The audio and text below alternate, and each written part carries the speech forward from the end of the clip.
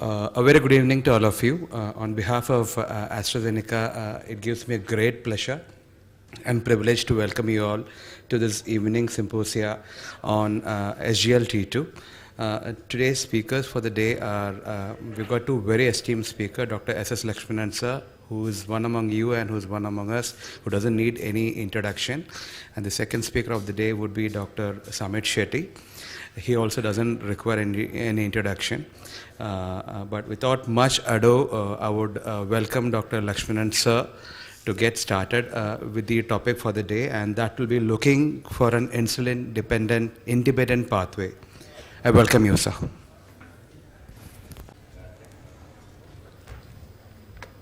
I'm very sure that listening is much difficult than speaking.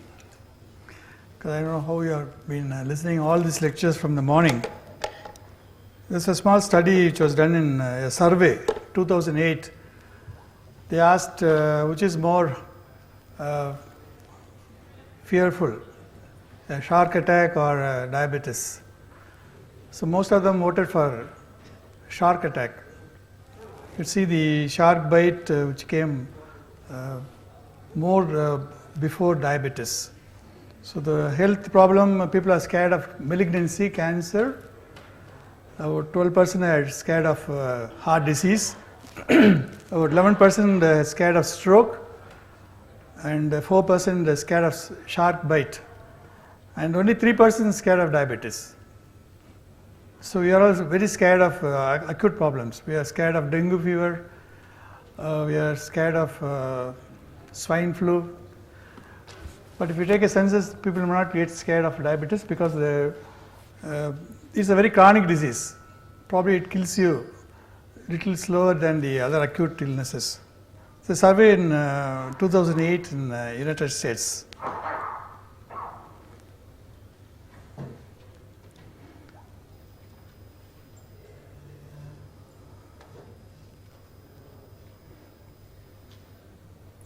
Let's see, number of people with diabetes by Wild et al. In 2004, which he estimated that in 2000 there were 171 million people with diabetes in the entire globe.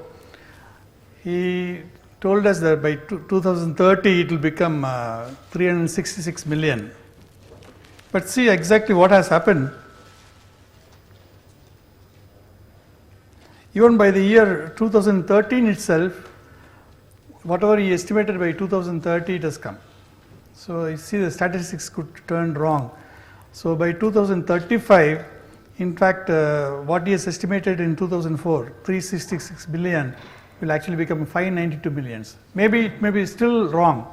You may have even 700 to 800 millions of people will be suffering from diabetes by 2035. Look at the Indian statistics, what they told in the year 2004. By 2030, it will become 79 millions. But we achieved almost the same, whatever he has calculated by 2013 itself. So by 2035, we'll be almost harboring 1/5 of the world's diabetic population. Why is it so? Because there is no effective prevention strategies. We could not prevent the diabetes despite all our teaching to the population that exercise, diet control, postpone the diabetes. What are the barriers for the effective treatment is the disease itself, because the beta cell deteriorates and there is increased insulin resistance, and as you could see that the weight gain we get from lifestyle. Even the most of the doctors, I could see even Shamit, diabetologist, had a lot of weight. So as you can see, even as a doctors, we don't maintain our weight. So we try to put on metabolic syndrome in a wrong age. So we become diabetics very faster. And the rates and fear of hypoglycemia, I'm sorry Shamit, you put on a lot of weight. And this is a poor adherence to treatment. This was alluded by the previous speakers that we have a HbA1c reduction, all the complications come down by 21% of the death related to diabetes, 37% to microvascular, and 14% to myocardial infarction. But what happens, once you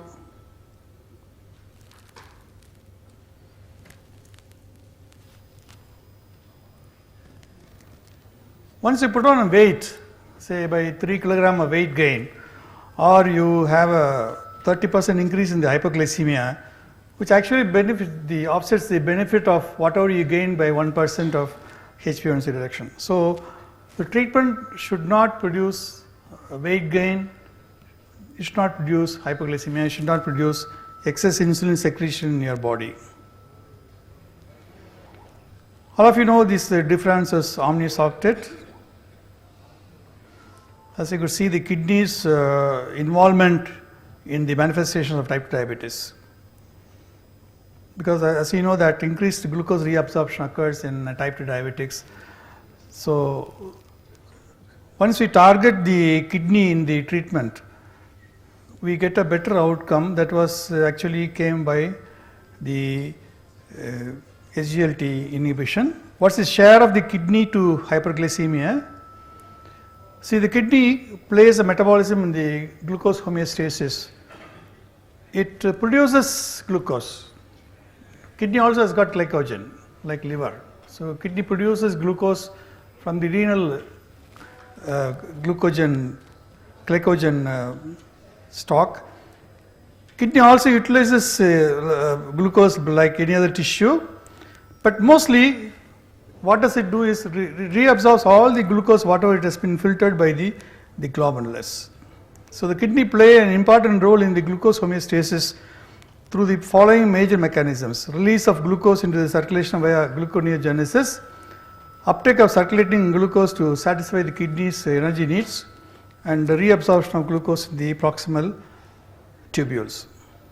So you can see the contribution of tissues to fasting plasma glucose level. Though the liver gives you about 80% for the contribution of fasting hyperglycemia, kidney also gives about 20% to gluconeogenesis. Why this occurs? The gluconeogenesis is increased in the postprandial and post-obstructive states in the type 2 diabetes, and the renal contribution to hyperglycemia is increased threefold relative to patients without diabetes. What exactly has happened is when glucose enters into a cell, immediately glucose gets converted into glucose by the means of enzyme, glucose hexokinase. It becomes glucose phosphate, 6-phosphate by the means of enzyme. But the glucose 6-phosphate is impermeable to the cell membrane. It cannot come out of the cell. So it has to be again converted into glucose by another enzyme called glucose 6-phosphatase. So the cells, whatever cells we have enough glucose 6-phosphatase, probably the glucose 6-phosphate will be converted again back into glucose and get out of the cell. So whenever there is no glucose 6-phosphatase inside the cell, but unfortunately what happens, the renal cells have a lot of glucose 6-phosphatase. That's the cause why in type 2 diabetic people they have excess glucose 6-phosphatase inside a cell. So it produces a lot of glucose from the existing glucose 6-phosphate, contributes to neoglucogenesis. In fact, the drug line now people have started thinking of how to block the glucose 6-phosphatase inhibitors. They are going to come to the next pipeline. So from a victim to an ally, the kidney becomes an emerging target for the treatment of diabetes. Actually, diabetic nephropathy and ESRD is the victim of the diabetes due to the kidney problems, and then here the kidney saves patients from diabetes by this particular mechanism. As you can see here, the glucose pool in a body is about 450 grams. We normally take about 250 grams of glucose every day. By diet, about 180 grams, and of course the glucose production by the body by means of gluconeogenesis and glycogenolysis about 70 grams, and the glucose filtered is about 180 grams per day, and the whole glucose is reabsorbed by the kidney back again. As you can see, the glucose utilization 250 grams, and the brain takes the lion's share. 50% of the glucose is being taken by the brain, and the rest of the body takes 125 grams. What happens in people with diabetes? The glucose input increases more than 280 grams because they tend to eat more, so the dietary intake becomes 180 grams, and the glucose production also becomes more, as I told you. Both renal gluconeogenesis as well as the liver gluconeogenesis, and also by glycogenolysis. There's a more production of glucose from the tissues, so that adds to about 280 grams per day. But what we require is only about 250 grams per day. So the average blood glucose concentration is about 150 milligrams per deciliter, and the kidney filters all the circulating glucose. So kidney filters almost about 270 grams of glucose, and all above the renal threshold, anything above the threshold of 180 to 200 is again excreted in the urine, we call glucosuria. So the threshold becomes more higher in type 2 diabetics, and this happens in people who got established type 2 diabetes. This is because the hyperfiltration phase, because you get excess glucose going into the circulation. What about the glucose transporters and the rationale for the SGLT inhibition? The SGLT is referred as the sodium dependent glucose cotransporters or sodium glucose linked transporters. The kidney play an important role in the glucose control. The normal glucose physiology is about 180 grams of glucose is filtered each day. Virtually all glucose is reabsorbed in the proximal tubule, re-enters the circulation back. SGLT reabsorbs about 90% of the glucose, and the SGLT1 reabsorbs about 10% of the glucose. Virtually no glucose enters into the excreted in the urine. Suppose imagine this is the Bowman's capsule. See, when the glucose is being filtered, we have the first bend, S1, S2 bend in the proximal columnar tubule. There we have the transporter SGLT2. Slightly distally S3 bend, we have the SGLT1. So the SGLT2, which is present in the proximal bend, the S1 and S2 bend, up to about 90% of the glucose is reabsorbed from the S1 and S2 segment. And the SGLT1, which is present in the distal segment, S3 segment, causes about 10% of the glucose is being absorbed by the S3 segment of the proximal convoluted tubule, and there is a very minimal glucose excretion in the urine. There is a difference between the SGLT1 and the SGLT2. SGLT2 is only present in the kidney, the S1 and the S2 site, as I told you. But the SGLT1 is not only present in the S3 site of the proximal tubule, it is also present in the intestine, and it is specific only for glucose, SGLT transporter, but SGLT1 is also for glucose and galactose. Affinity is very low, the SGLT2, but affinity is very high for glucose with SGLT1. The glucose transport capacity is very low with SGLT1, and SGLT2 is high. So SGLT2 receptors are the ideal target. SGLT1 is also present in the intestine. If you try to block both the SGLT1 and the SGLT2, then patient may not be able to absorb the glucose back into the circulation. So we want only the drug to act only in the kidney, so we use the drugs which acts only on SGLT2. There are a number of SGLT transporters from SGLT1 to SGLT6. But the importance is only for SGLT2 because the SGLT1, 3, 4 and 5, they are supposed to do other things than glucose transport, like sodium, some transports myoinositol and glucose also.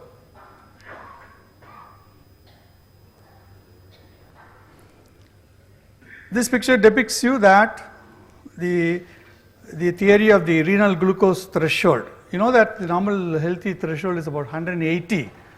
Only when the threshold, the sugar level goes more than 180 in a normal person, then the glycosuria occurs in the urine.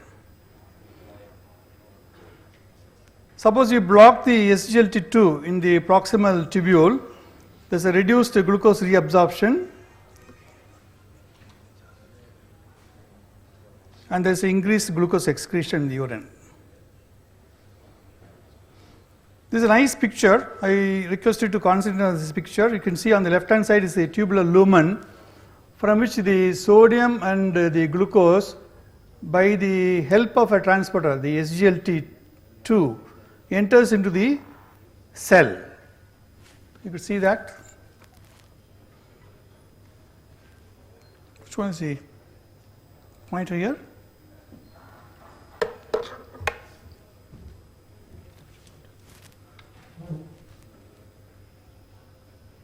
It's okay.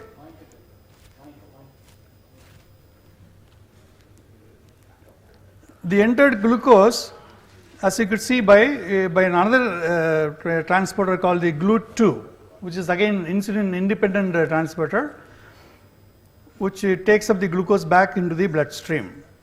What happens to the sodium? The sodium which enters into the cell, the sodium enters into the cell, gets exchanged with potassium by means of a sodium potassium pump, which needs energy.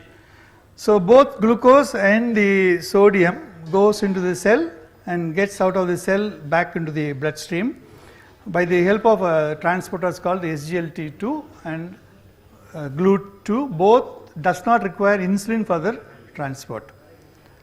I request you to concentrate one point here, because glucose just gets excreted in the urine, but what happens to sodium? Most of the people's question will be, this drug also leaks out sodium into the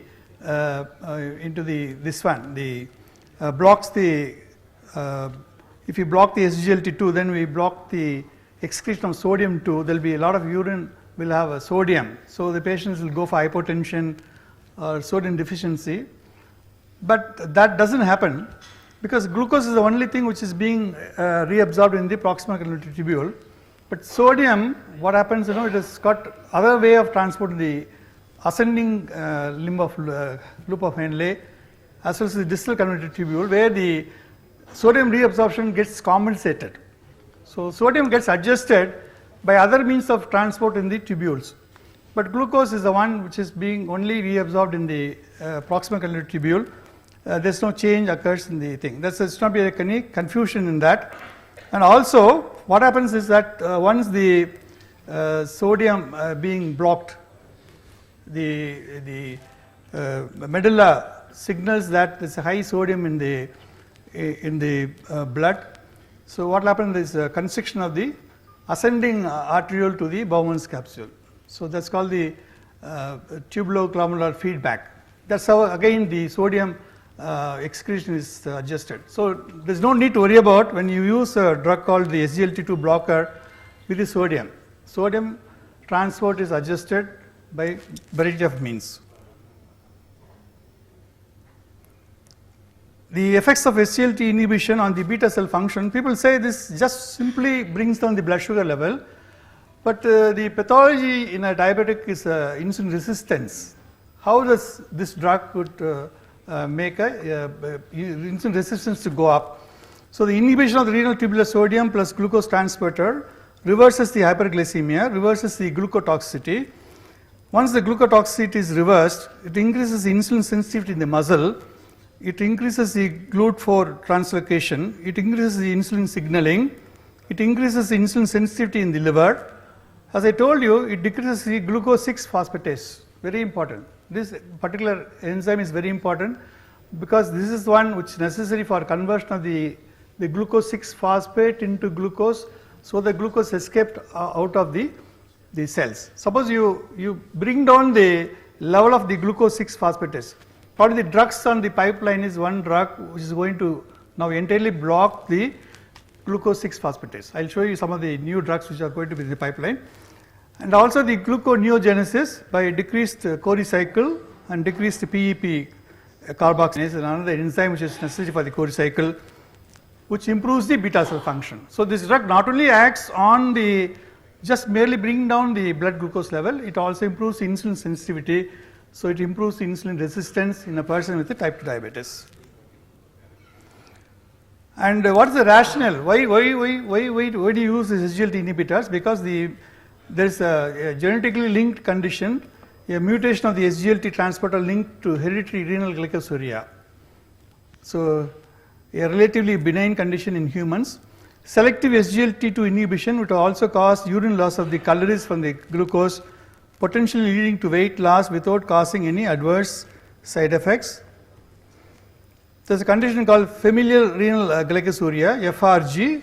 FRG is a genetic condition that serves as a model for the effects of SGLT2 inhibition. Patients with this condition are asymptomatic but have impaired functioning of SGLT2 proteins. It's something like they have a naturally taking like your canagliflozin or your dapagliflozin because they have the they know the SGLT2 proteins in them. As a result, they excrete between few to 100 grams of glucose per day in the urine. Kidney and bladder function remain unaffected in people with familial renal glycosuria, and this group of patients does not show an increased incidence of kidney disease, diabetes or urinary tract infections. So the model for why people brought SGLT2 is because of the familial renal glycosuria. They are comfortable despite losing more than about 100 grams of glucose in the urine. See the FRG presentation, glucosuria is about 1 to 170 grams per day, asymptomatic, actually autosomal dominant disorder, and the blood glucose is normal in the blood. There is no hypoglycemia or hypovolemia. Kidney and bladder, there is no tubular dysfunction. There is a normal histology and function of the both kidneys and the urinary tract. Complications, no increased incidence of chronic kidney disease or diabetes or urinary tract infections in patients with the familial renal glycosuria. People might wonder why you want to block the SGLT2 in a person with type 2 diabetes, because increased SGLT2 expression occurs in patients with type 2 diabetes. There is an increased SGLT2 expression and activity in the renal epithelial cells from patients with diabetes versus normoglycemic. But do we have any evidence? SGLT expression is almost 5 times more in a patient with type 2 diabetes than patients with normal sugar levels. You have evidence? Yes, we have evidence for this. There's a study by the Rauman in the Diabetes Journal 2005. Exfoliated proximal tubule epithelial cells from the urine of 50 healthy patients and 50 patients with type 2 diabetes were placed into cell culture and examined for renal glucose transporter expression. In parallel, they were also examined for cellular glucose uptake. Subjects with type 2 diabetes showed significantly increased amount of SGLT2 and GLUT2 compared with healthy subjects. In addition, subjects with diabetes also demonstrated increased cellular uptake of glucose up to 5 times greater than healthy volunteers. A radio-labeled glucose substitute was used for this determination. It's a human study, again trying to tell you there's a excess of SGLT2 expression in patients with type 2 diabetes. That's why this drug is successful when you give it to patients with type 2 diabetes. As you could see here, the expression of both SGLT2 and GLUT2, the expression is higher in patients with type 2 diabetes. That's the red bar is the type 2 diabetes, and here the red bar is GLUT2 as well as the SGLT2 expression. Again, what happens is that the continuous glucose reabsorption even at high glucose levels induces sustained hyperglycemia. Suppose patient with diabetes, they tend to lose sugar more when the threshold becomes more and more, but there is again increased reabsorption occurs in patients with type 2 diabetes. That's why the blood sugar, despite they lose sugar in the urine, the blood sugar remains high because the kidney reabsorbs equally faster whenever there is excess leakage of glucose. One of the nice study which shows here that in a patient, healthy patient, 180 milligrams, the glucose gets filtered from the urine. When a patient becomes more and more diabetic, the threshold becomes more and more, from 180, 200, 250, till sugar may be 250, but urine may not show any glucose because the threshold becomes more and more. But the drug SGLT2 blockers, what does it do is, it actually brings down the threshold of the renal threshold for the glucose excretion. As you can see here, one of the nice slide.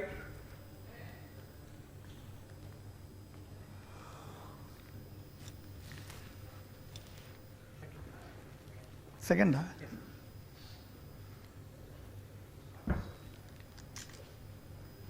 Yeah. As you can see here, this is the patient with the normal threshold, patient with type 2 diabetes. It's a shifting of the threshold by this drug. If you use a drug, even the blood sugar is say 100, 80, 70, then the sugar glucose gets filtered in the urine. Again, one of the important mechanisms of action of these drugs. So in type 2 diabetes, enhanced renal glucose reabsorption contributes to hyperglycemia. Number one, the glucose transporter SGLT2 is responsible for the 90% of this glucose reabsorption. So inhibition of SGLT2 will decrease glucose reabsorption, increase urine glucose excretion. It predicts weight loss and reduction in blood pressure. So the rationale for SGLT2 inhibition is inhibit the glucose reabsorption in the renal proximal tubule. Resultant glucosuria leads to decline in plasma glucose and reversal of glucotoxicity. This therapy is simple and insulin independent, and even in patients with refractory type 2 diabetes are likely to respond. And the glucose lowering leads to decreased microvascular morbidity, decrease in glucotoxicity, low risk of hypoglycemia. Insulin independent mechanism, ability to work in all stages of the disease, can be combined with other class of anti-hyperglycemic drugs. This initial osmotic diuresis leads to initial weight loss and decrease in blood pressure. Loss of excess calories in the urine leads to sustained weight loss. Mitigation of weight gain. Suppose you add this drug with some other oral anti-hyperglycemic drugs. Suppose pioglitazone. Theoretically, we are not supposed to add these drugs, say pioglitazone and SGLT2, because both are implicated in bladder carcinoma and things like that. But there are studies where they have used SGLT2 inhibitors with pioglitazone. Whatever the weight gain by pioglitazone is mitigated. You don't get a weight gain if you add a SGLT2 plus pioglitazone. So one of the a combination which is well studied in a lot of papers. I'm just telling you that some of the drugs now in the pipeline, the down one has come, the sodium glucose transporter has come to the market. Now the long-acting GLP-1 is already in the market, weekly 1 injections. We have certain dual pan-PPAR agonists which are going to come to the market. HSD1 inhibitors are in the pipeline, and fructose 1,6-biphosphatase inhibitors, which involves the chorecycle, is going to come. Glucokinase activators, which is the one which is defective in MODY, going to come again to the market. Beta cell glucokinase is very less in MODY. So once you activate the glucokinase, the MODY people will respond very well. GPR, PTB, CPD1 inhibitors and agonists are going to come to the market, and glucagon receptor antagonists are going to come to the market. Salicylate derivatives and some of the immunomodulated drugs which are on the pipeline. There are a lot of drugs which are going to, probably another 10 years will see plenty of oral drugs for type 2 diabetes, which will act on every site of alteration for the benefit of the patient. This is again one of the good slides which shows you that renal impairment restricts the diabetic options. See, the only we can use insulin in all stages of your, and probably pioglitazone, but because of the weight gain and all those things, we don't use weight. Repaglinase is again one nataglinate which can be used in all stages of the renal decline. Linagliptin is one drug which can be used in the throughout, even up to ESRD. But the sita and vildagliptin, we have to reduce the dose. We can use in all, but only you can use half the dose. Again, saxagliptin requires a dose reduction. Nataglinate, dose reduction. We can't use acarbose. Acarbose can be used only up to what, 60 EGFR. Sulfonylurea you must use with caution. Metformin, there are guidelines says that you don't use it below 35. Of course, the DAPA and canagliflozin we can use up to 45 GFR. People who got less than 45 GFR, the drug may not be effective. Of course, exenatide and liraglutide, again we can't use it in patients with renal things. So we have restricted options. So one should have to use your mind when you use a drug in patients with renal compromise. To summarize, barriers to effective treatment leads to disease progression in type 2 diabetes mellitus. Weight gain and hypoglycemia should not be there. That's a very important carry-over message. Current therapies have an insulin-independent mechanism of action. Type 2 diabetes is characterized by upregulation of SGLT2 receptors up to 5 times. SGLT2 inhibition acts as an insulin-independent manner. SGLT2 inhibition can lead to potential clinical benefits including glycemic control, weight loss and modulation. I'm sorry. And thank you for your patient listening. Thank you very much. Good evening. At the outset, I would like to thank Diabicon and AstraZeneca, Anand and his team for giving me an opportunity to share some of my viewpoints about this new molecule. Dr. Lakshmanan has nicely alluded about the concept of this molecule, what difference does it make to the therapeutic regimen which we are already having, and how it makes our life easier in some of the patients where we are not able to do even those. There's hell a lot of drugs which have come in the last decade or so, and how does it make a difference in the future is also very important. And these drugs have redefined the way we are looking at managing our diabetes. As already Dr. Lakshmanan alluded, what was supposed to be a victim, we are used as an ally and we are using it. And basically we are all thinking that it's only beta cell dysfunction, insulin resistance, then came the alpha cells, islet cell we called it and all. But here is a regimen, here is a drug which acts in a totally different way but corrects everything what is there in a very indifferent manner and makes a huge difference in a patient's life. And let me share some real world data and also touch upon why in Indians it is going to make a difference and in what way it's going to make a difference in the future also. What is the pointer here? This one, huh? Yes. Fine, thank you. Now, what are the particular challenges that we have in Indians which is making it? It's very simple. If you just want to understand this, it's very simple. We get diabetes 10 years earlier. It often occurs in non-obese people. That is the second hallmark. Patients come pretty late because of unawareness, and when they come, we see either a retinopathy, a proteinuria, or a neuropathy or some other thing. And then we have insulin resistance, dyslipidemia, and heart disease, which is highly prevalent, as well as the infectious diseases, which is much more robust in our country compared to the Western counterparts. Now, already Dr. Lakshmanan has already alluded what is the epidemic of diabetic, which is going to come in the short term, and I think in this IDF maybe we might get better projections, better figures. Even then I think it's underrated with respect to India and all, but we have a lower BMI, but we have more insulin resistance, higher adiponectin, higher CRP levels. We have an increased susceptibility to develop type 2 diabetes even at a lower age, as well as for coronary artery disease. We have got greater abdominal obesity, higher waist circumference, which is Yagnek's thin fat Indian, and the characteristic dyslipidemia of high TG, low HDL and high dense small LDL. Now, how are we doing with respect to managing a diabetic patient in our? This is one of the papers called as the DEDICOM, where they looked at, and here they have found out only 37.8% of the patients whom we treat are only having the target HbA1c level. So nearly 60% of the patients whomever we treat do not achieve the target HbA1c 7, and that means that we are not doing well. We are also not doing well because we don't have agents also to support us. So we are having more agents in this next decade already. What Dr. Lakshmanan has alluded, maybe that will change the scenario of this slide.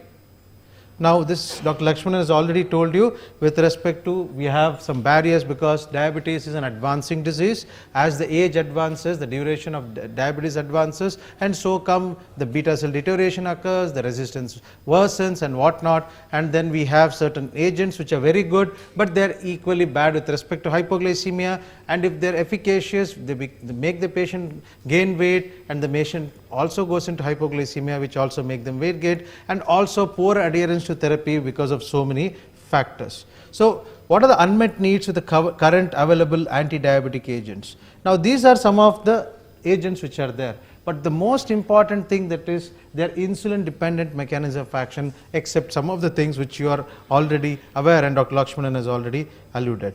Now, what are the contraindications and precautions that we need to know about the already available ones? Metformin, yes, once the patient reaches a certain level of CKD, we don't use in liver disease, and we need to monitor renal function if the patient is already having certain creatinine levels elevation. Sulfonylureas, in an elderly guy, we have to be very cautious. If we are using, we have to use it as a lower dose, and even in renal and hepatic impairment because of this dreaded consequence of hypoglycemia. Meglinotides, good drugs, but not so effective, to use in caution with some patients. Glitazones, where there are more contraindications to use rather than indications. Alpha-GOGAS inhibitor, there are good agents, they fit in a lot of our therapeutic regimen, but you cannot use in certain conditions. Exenatide or GLP-1 or injectables, they are expensive, they are good, but the patient acceptance levels are not good because of their side effects, and also we cannot use it in severe renal as well as if there is a gastric impairment. Now let us look at the patient-centered approach. Now if we look at a patient-centered approach, we need to factor in the hypoglycemia, we need to factor in the it's not coming, second one, no, it's not coming. It's okay, it's okay. We need to factor in the weight gain, we need to remember that though we are not very obese, even at 2-3 kgs of patient losing weight makes a hell lot of difference in the future management of diabetes, and we need to look about an action independent of insulin as well as the beta cell function, because anything that acts on the beta cell will make the patient more prone for hypoglycemia in the line on. So what are the agents that we have got which avoid hypoglycemia? You got metformin, you got DP4 inhibitors, we got SGLT2 inhibitors, and we got the GLP-1 receptor agonist. Then if you look at only the weight gain, then avoiding weight gain, metformin, DP4 inhibitor, GLP-1 receptors as well as SGLT2.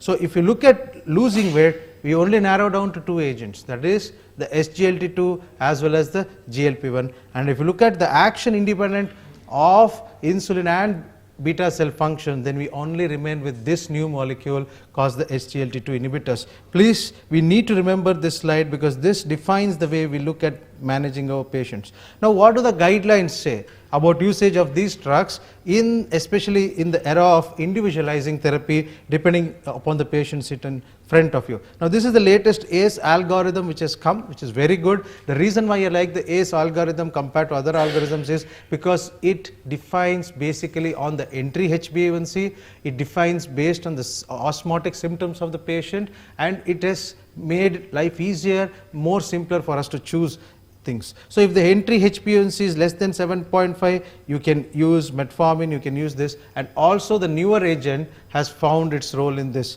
You can use it in the form of dual therapy, you can use it even in triple therapy. So the guidelines recommend that SGLT2 inhibitors can be used as mono, dual or triple therapy with other anti-diabetic agents. Why is it so? This is because they have got a synergistic action with majority of the drugs that is there. And we don't have to fear about hypoglycemia when we are using this agent, which has already been alluded with respect to the mechanism of action of the drug. And it amplifies the effect of the drug whenever you use it with any other thing. So there is a synergistic action as well as an amplification of action which makes the result better. And what is the benefits also has been alluded, that you don't have to worry about hypoglycemia, you don't have to worry about the patient gaining weight, and it is easy, just one pill, you don't have to worry about any GI side effects also.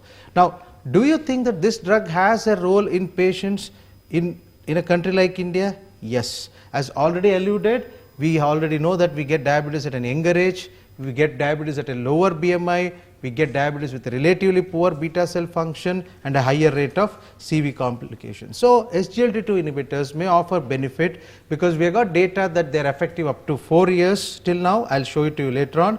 We have seen that there is a reduction in visceral fat seen with DAPA, which is associated in reduction in upper circumference. They have got an insulin independent action, so you can use it along the course of the disease. It is not that you need to use it in the newly diagnosed type 2 diabetic patient or this or that. You can use it across the board, and the SGLT2 reduce glucose, weight and BP with possible neutral active fluids, thus modifying 3 important CV risk factors. Now what is your take on the efficacy profile on DAPA? I'm not going to bore you with a lot of things, but I'm just going to tell you the gist. Now you see that there is consistent decrease in HbA1c from baseline at the end of 24 weeks across all DAPA studies. Whether you use it as a monotherapy, whether you add on to metformin, add on to a sulfonylurea like glimepiride, or add on to insulin, or you just use the combination when compared. So you get a very good reduction of HbA1c across the board. Now this is a study where they used DAPA plus metformin plus sulfonylurea versus metformin, sulfonylurea and placebo, and here you can see very good that over a period of 24 weeks, you get a good reduction of HbA1c compared to the placebo around 0.86. Now this is very important because here they've used it as a third add-on where the patient is in slightly advanced stage. This is not a first line or second line, this is as a third add-on, which is very important because many a times in our practice, even including me, we use metformin and after that we go for the sulfonylurea and then comes the other options. So here you got an evidence to support that even at that point of time it works. Now this has to be understood because this is where it will make a slight difference in our day-to-day management of a diabetic patient. Now is it only when a patient has got a HbA1c of below 9 it works? No, it works even when the patient's HbA1c is already more than 9. Why does it work? Because Professor Lakshmanan has already alluded, it acts by correcting the glucotoxicity, which is very important. And when we have a HbA1c of more than 9, 10, we know that there is a lot of glucotoxicity and lipotoxicity. So it reduces by its mechanism of action. So whether it's a monotherapy, add on to metformin, add on to sulfonylurea, add on to DPP-4 inhibitor, add on to insulin with other agents, irrespective of whatever you add on, when the HbA1c is 9, it has got a very powerful role and it reduces HbA1c to great extent. Now does it only reduce HbA1c? Does it reduce the fasting plasma glucose? That's what we look at when we think about the glucotoxicity. It definitely significantly reduces the fasting plasma glucose, either when you use as a monotherapy or add on to metformin or even when you add on to insulin. Now okay, we have got data saying that it works for 24 weeks. How long? I am not worried about 24 weeks, sir. Diabetes is an advancing disease. How long will it work? So here is the data which shows that around 208 weeks study, which is a very long study, you see that you get a consistent reduction in the HbA1c. You see, unfortunately the point is not working. You see that the top is the glipizide for metformin, wherein you see that the patient's HbA1c worsen as well as they gain weight, and then you see here a patient's HbA1c is better as well as you see that the patient lose weight, and the losing weight is around roughly 4.3 kgs and it is sustained. Why is this very important weight loss sustained? Is because we perceive that the patient loses initial weight because of its diuretic effect. It's not so, which I'll again show it later on. And here when you add on to metformin versus sulfonylurea, you see that you get a hell of a lot of difference with respect to hypoglycemia risk. So what are your thoughts on the extra glycemic benefits of dapagliflozin? Now I just touched upon the weight, but here you can see that Dr. Lakshmanan told a very important that it makes the patient lose weight even on a drug which is supposed to make the patient gain weight the most, that is pioglitazone. And here again you see that whether it is monotherapy or add on to metformin or add on to glimepiride, add on to insulin, or even just use it on a combination therapy, you get a significant weight loss, which is very important, and without worrying about hypoglycemia. So this is again a study wherein it shows that the weight loss is just not a transient one, it is sustained over a period of 2 years. Now why is this weight loss? Now this is a very good paper I think they have done. This is very important because this makes science speak in a very impactful way. Here they have shown that it is not that the patient loses volume, they lose mass. And what mass they do? They lose fat mass. When you look at placebo plus metformin or DAPA's metformin, you see that the patient lose a lot of fat mass, and that is very important because that shows that this weight loss has a significant impact in the CV risk profile. Now it also has an added benefit wherein it makes the patient definitely a statistically difference in with respect to the systolic blood pressure. So if you have a patient who is an antihypertensive drug and you want to think about reducing it, ask a patient to monitor and you think about reducing drug whichever the patient is on. Now how safe is DAPA? Now that is where the controversy has all come around, courtesy some of the media agencies, certain things which have come, which I think we'll discuss later on also, but this is where the things that is making this molecule all of us to write with a thought process also. Let us look at the infections and infestations. When you look at the vulvovaginitis, balanitis and related GI and UTIs, it's around 1 to less than 10%. So it's common, but it's not very common. and the vulvovaginal pruritus, it comes to less than 1%, so I'll just put it as uncommon. Now, metabolism and nutrition, hypoglycemia, the hypoglycemia is seen only when you use with the sulfonylurea or insulin, and uncommon is volume depletion and thirst. GI disorders, constipation, naturally when you lose a lot of fluids, you might end up being constipated, and musculoskeletal and connective disorders, patients might get back pain because of the fluid loss or not. I am not very sure about it. Renal and urinary disorders, patient will have dysuria. Definitely polyuria is an effect of the drug, that's how it works, and nocturia is very uncommon. Investigations, the dyslipidemia, we have seen that there are some papers that is there, but you don't have to worry about it. Blood creatinine increased, blood urea increased is very uncommon. So there is only one thing that is very common, that is hypoglycemia, that too only used with agents which cause hypoglycemia. Now let us just dissect the data and look at the genital infections. After the end of 24 and onward 2 weeks, when you use DAPA, at the end of 24 weeks, around 5% of the patients have genital infection, and at the end of it is around 8%. Now what is very important for me and what I want to know from a thing is, how many of them had recurrent events? Is it just a transient event at one time which disappeared over time, or it needed treatment, and how common was it recurring? Because that defines the way, or that changes the way we need to treat this patient in our clinics. And the events were more frequently experienced by women than by men. All events were mild to moderate in intensity, and most events did not recur with time, which is very, very important, and most events responded to the initial course of standard therapy. Now let us look at the UTI, which is a matter of concern, because diabetes itself is a very big risk factor for UTI. We should keep it at the back of our mind. At the end of 24 weeks, there is not much of difference in the percentage of patients using DAPA and placebo, and the end of 1 or 2 weeks also it's around 1.4% which is there. So there is UTI is a concern, but it's not as significant as genital infections, and here also it was mild to moderate, it did not recur with time, and they responded to the standard therapy. Upper UTI is rare and balanced between groups. Now, do we have any CV data? That's the catch, because FDA is very clear with respect to this. They don't approve any drug without having certain amount of CV data, and that is why you have seen so many trials coming, the latest being the Elixir as well as the TCOS coming with the respective agents. Now here is just a meta-analysis of all the trials that they have, phase 3 trials or phase 2 trials, and they did a meta-analysis of 21 phase 2 and phase 3 trials, which showed no increase in primary CV composite endpoint of CV death, stroke, MI, and hospitalization for either unstable angina with dapagliflozin. This is the other arm, this is the DAPA. You see that there is a significant difference. The answer to this maybe we will get once their CV outcome study comes. Now, this is the crux of the controversy. In the wake of the recent FDA safety issues with respect to diabetic ketoacidosis, how safe are these SGLT2 inhibitors? Now, this is what the FDA has given in their thing. They say the US FDA has issued a drug safety communication on 15th May that SGLT2 inhibitors used to treat type 2 diabetes may lead to ketoacidosis requiring hospitalization. Now, how did they get it? It was not reported in any of the trials which have done with any of the agents, whether it's the DAPA, whether it's the CANA, whether it's the EMPA, or even 1 or 2 which is not yet hit the market.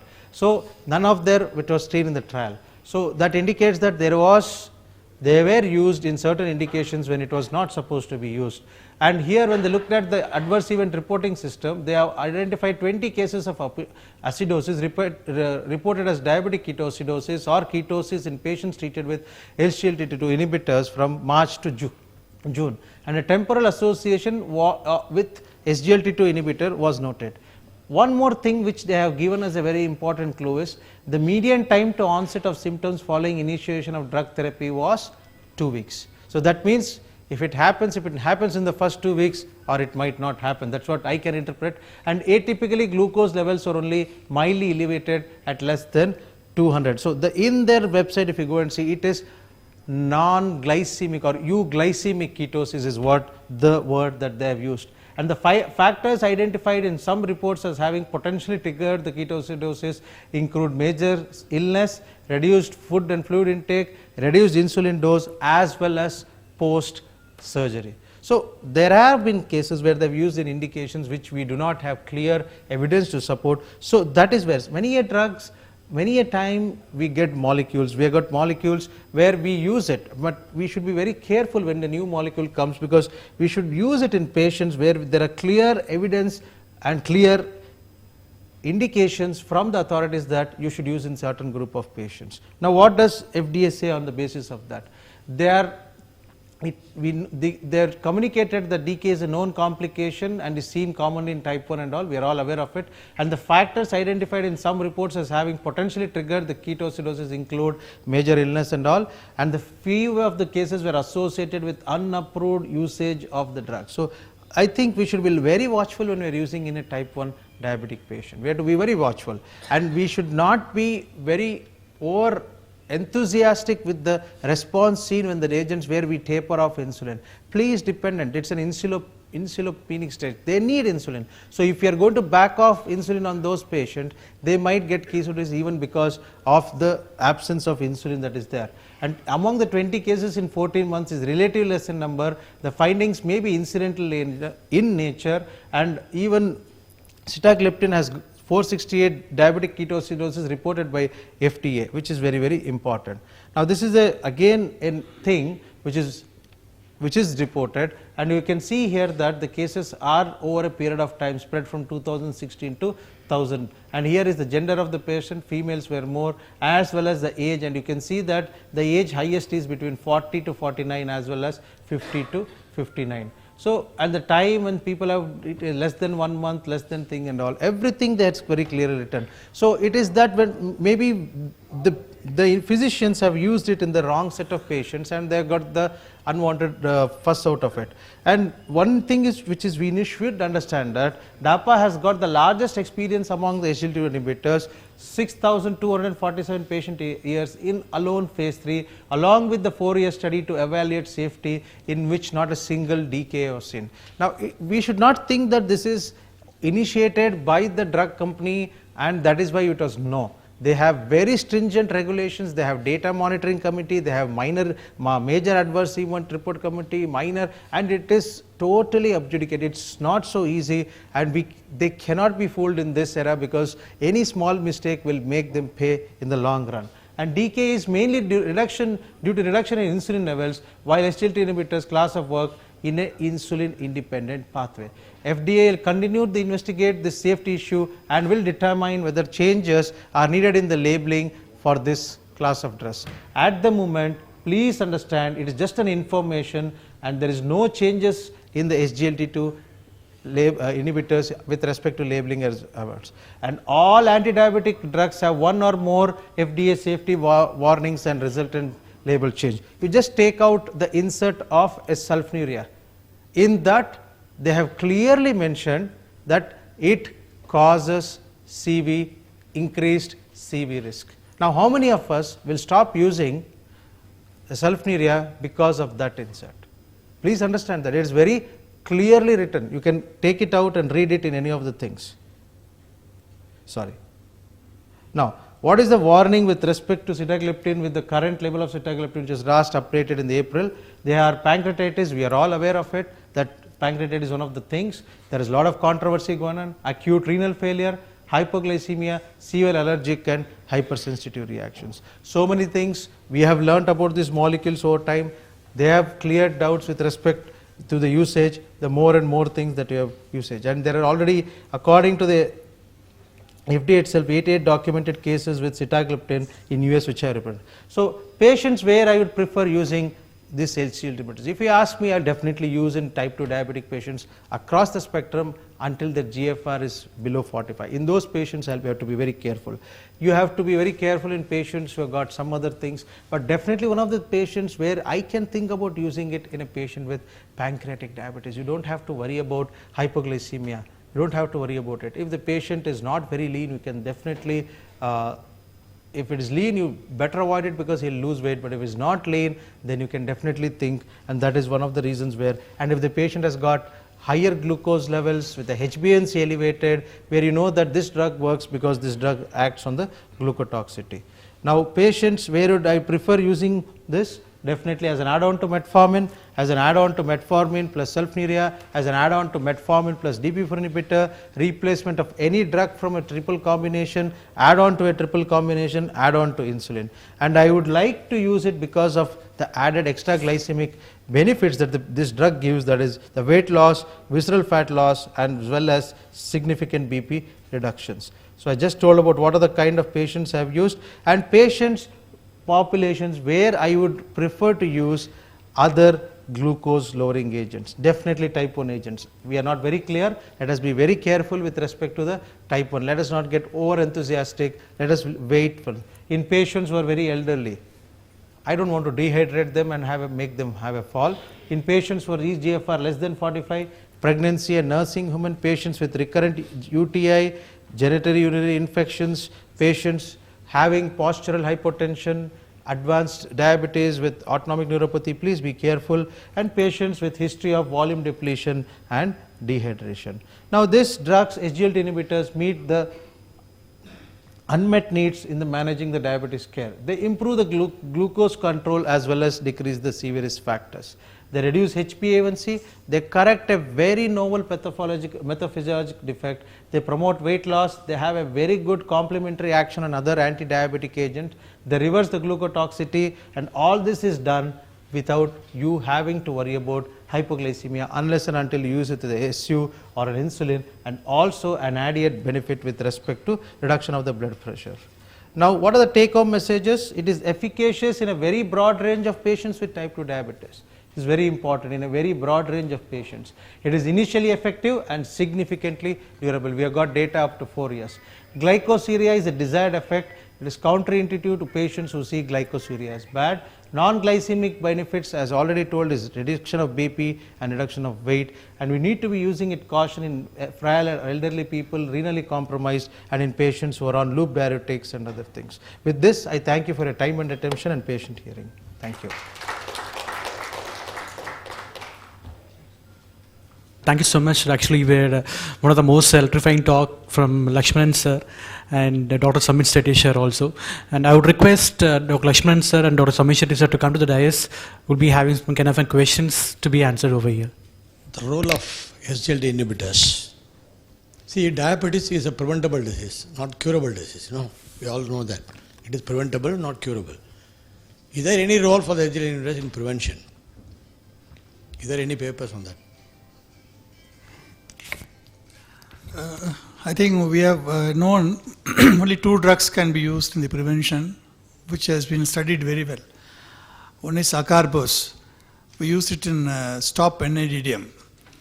When you use it in the phase of impaired postprandial glucose levels, 1 tablet of glucobase is going to stop the progression of diabetes more than 37%.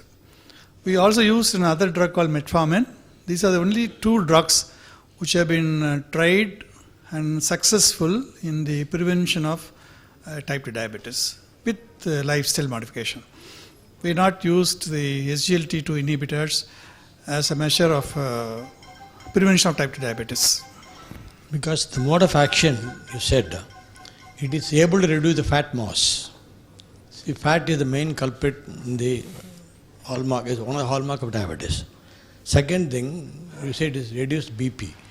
One of the criteria for metabolic syndrome is hypertension. So these 2 factors, the extra glycemic effects of SGLT inhibitors. So can you think in that line, is there any rationale to reduce, or is there any papers on that? I think instead of you eat and lose your glucose through urine, we can definitely do exercise and reduce your diet intake. Why do you want to unnecessarily take? I just want to add one more point, sir.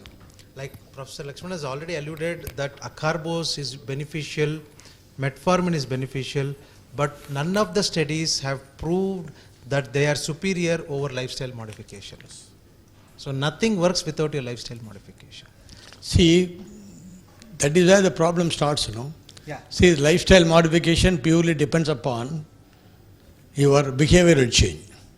See, every behavior has to go through 5 stages. So that is where the difficulty. See, it is actually patient-centered care. That is why we aim for all these drugs. So many new drugs are coming because patients are not following your advice. So at least we do something with the drugs.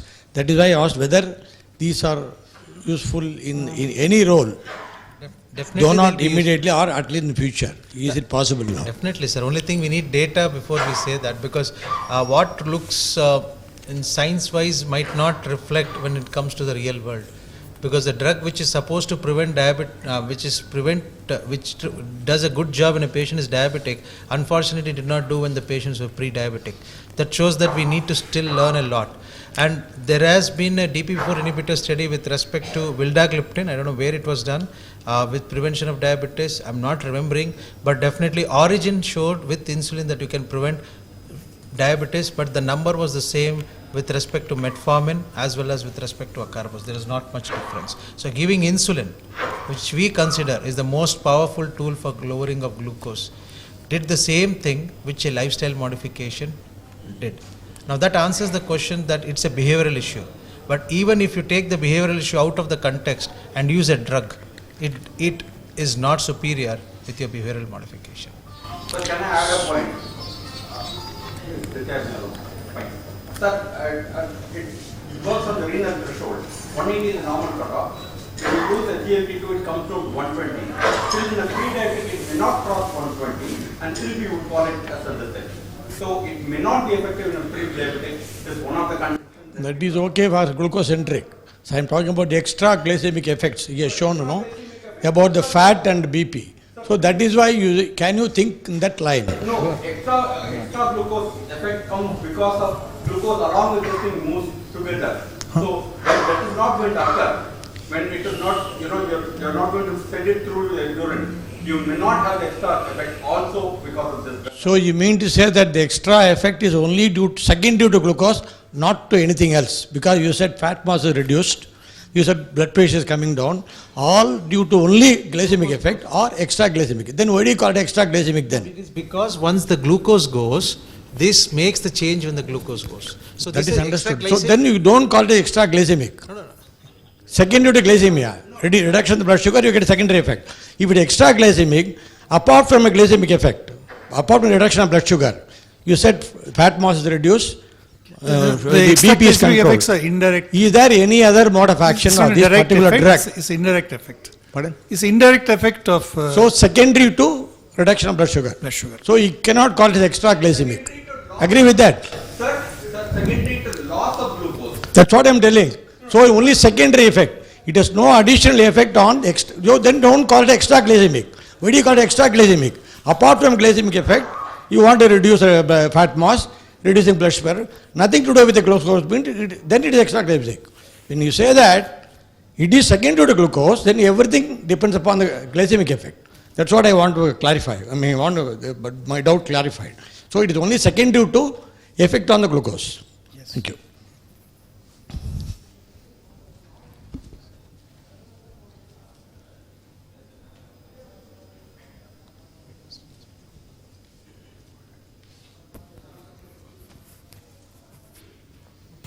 Kidney transplant patient, whether it can be used, this drug.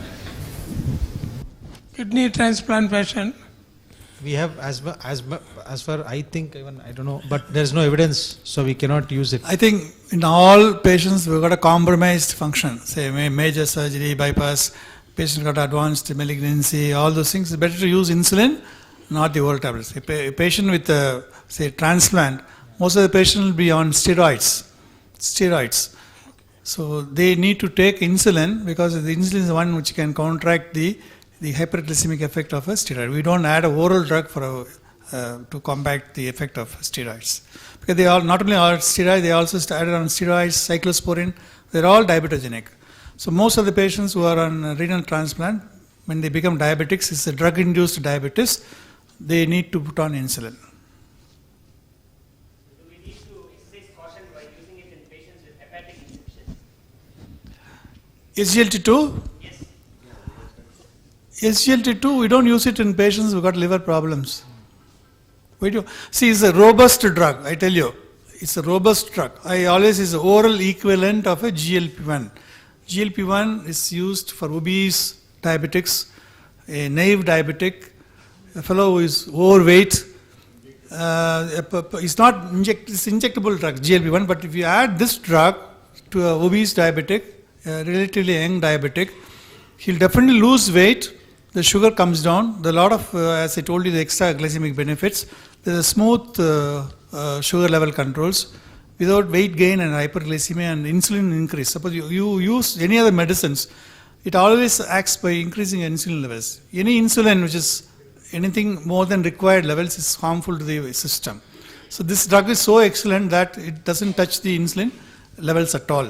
That's why the novelty of this drug. So use it in all patients. You can use it for your 80% of the good healthy people. Why do you want to use it for all compromised subjects? Why do you want to use it in liver disease, kidney disease? Why do you want to use it in a frail fellow? Not to use it at all. This is a very good drug, especially we develop diabetes at the age of 35, 40. We all eat very overeating people, so put on a lot of weight and things like that. Once you use this drug, it has got a smooth and excellent sugar control with the weight gain, with the weight loss. Whether all immunosuppressive drugs are hyperglycemic? I'm not sure. Tacrolimus causes diabetes. Your cyclosporin definitely causes diabetes. The major immunosuppressive is steroid, which definitely causes diabetes.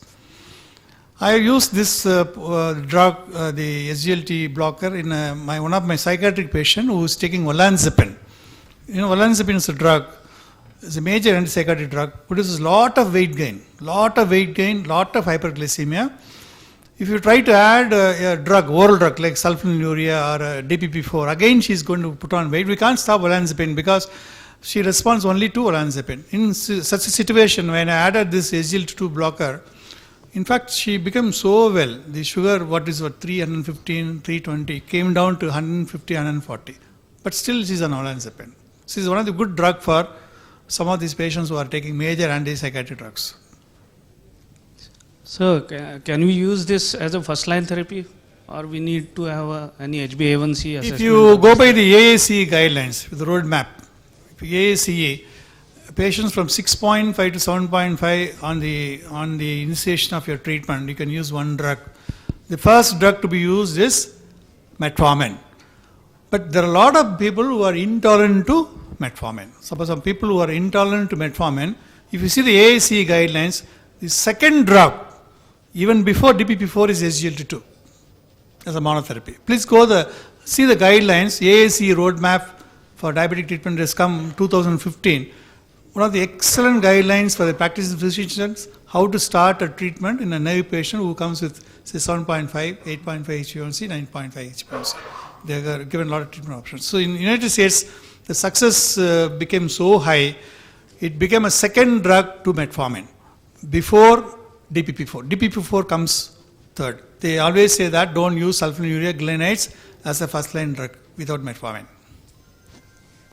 Sir, in our Indian setup, patients are more prone for getting recurrent UTI, particularly because of poor personal hygiene. So this drug also produces some UTI. How you are going to justify it? The first justification is in some of the data which they showed, the Indian population had lesser UTI compared to the other way around. That's the number one. Second thing is, that's the evidence based what I'm talking, sir.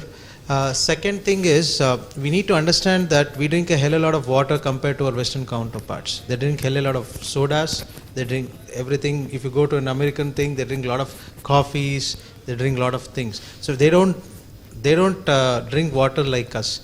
So, but as of, if you ask my clinical experience, it's been, I think today is the 1 month that DAPA has been introduced. Seldomly, I have not stopped any patient with UTI as of now. It might be too premature to say, but even in the summer condition, where we initiated it and all, only thing which I have done is I have told the patient that there is a risk of UTI, so you need to drink some water and not hold the urine if it comes, and go to the restroom. And I think these simple advices have worked, and none of my patients have sent an email or even if they come back to OP, because as much as they are interested, I am interested in how good the drug works or not. I have not seen any much of thing. I only seen one patient who had a history of balanitis, which he came and said it disappeared over a period of time. It was there on the first week, and when he came for the third week of the review, he was a lawyer, he did not have. So this is.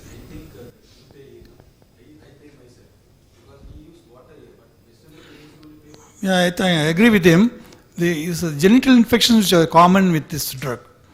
In fact, the urinary tract infections, what you refer is not from the kidney, it's actually from the lower urogenital tract. That even patients who got a diabetic dysfunctioning bladder, they have a dysmotility of the bladder problems with long-standing diabetes. We use a lot of water to wash our genitals, unlike our Western counterparts. If you go to Western toilets in America, tissue paper will be there. We can't have water to wash your genitals, but we use plenty of water. In my experience of the past 2-3 months, I have not seen any case of these genital infections with this drug. So in one of the slides you have shown that this genital infection is not recurrent after time goes on. It is not recurring.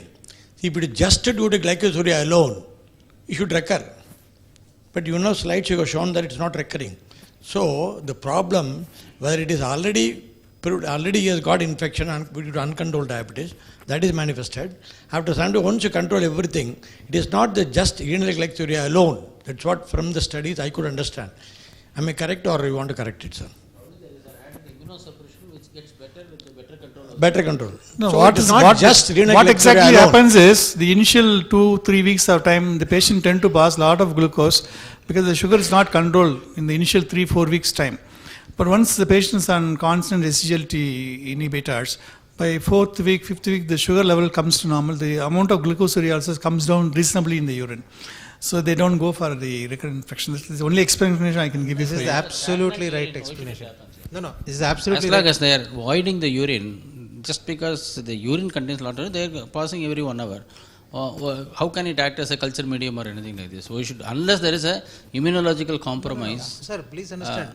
Glucose itself is a good medium for a patient to develop. Yeah, unless it stays, unless there is a bladder outflow obstruction, as long as he is voiding well, why should it cause? That is why I tell my patients to go to the restroom irrespective of whether they have the urge. They just pass about 300 to 400 ml of urine, 1 bladder full of urine excess. That's the only amount of urine they pass.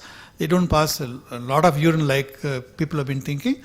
And better to give this drug in the morning hours. So we give it in the night time, though it can be given at any time. If you see the literature, they'll say 1 tablet daily at any time of the day. But if you give it after breakfast, 1 bladder full of urine excess they'll be passing. Probably they'll pass it in the daytime. So they may not get up in the night to pass urine. So better to advise your patients to take this molecule Farxiga in the morning hours.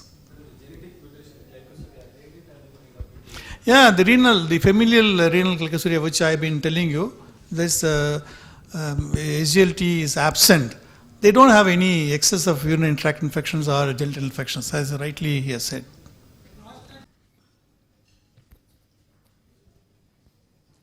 Okay.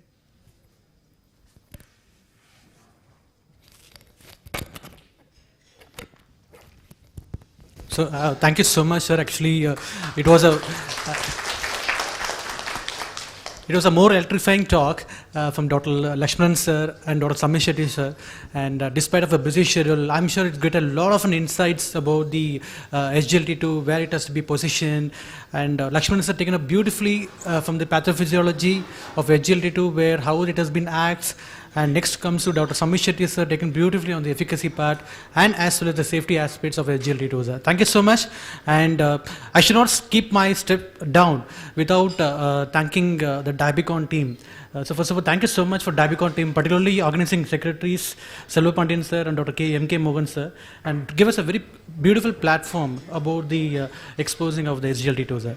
And last but not the least, thank you for all the doctors who come over here all the way, and despite of your busy schedule, and thank you so much, doctor. So thank you once again, and tomorrow morning the session starts at 9 o'clock, so be there at 9 o'clock. Thank you one and all. Please join us for dinner.